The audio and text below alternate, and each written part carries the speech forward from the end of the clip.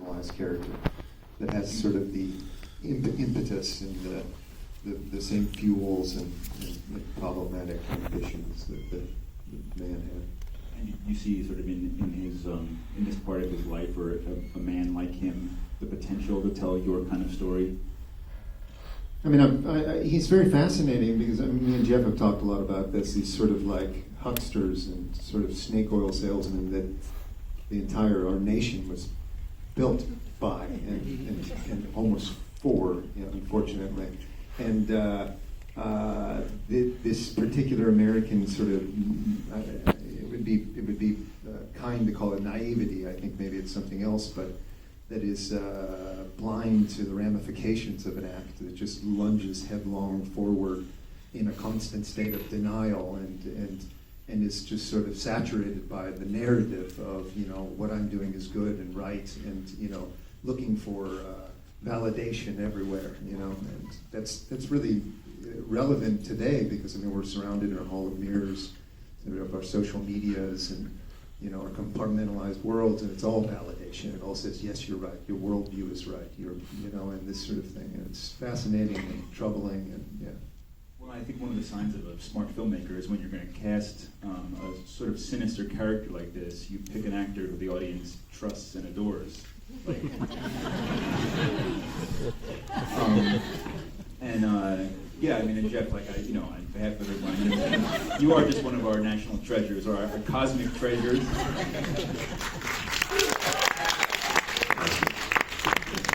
But I've also, I've seen Jeff Goldblum for President T-shirts around. You can only dream. But I wanted to sort of ask you about this film politically, a film about America. Really, because it's sort of the iceberg theory where you just showed a little bit, but all the stuff underneath what Rick's getting at. It's really powerful ideas about this country.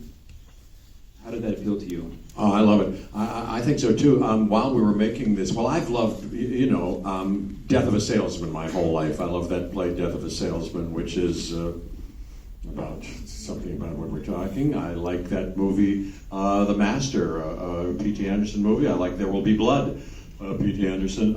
So I like things like that a lot. And yes, while we were making this movie, we were talking about it, and then I came upon this book by Kurt Anderson called Fantasyland, or How America Went Haywire, which I loved and seemed to kind of illuminate some of the things that I think we're talking about. And now I'm in the middle of reading 3 books by Yuval Harari. Do you know those books, Sapiens and Homo Deus and 21 Questions for the 21st Century? He also talks about stories, particularly, worldwide and over many centuries, but certainly the American story and the proliferation of made-up stories, and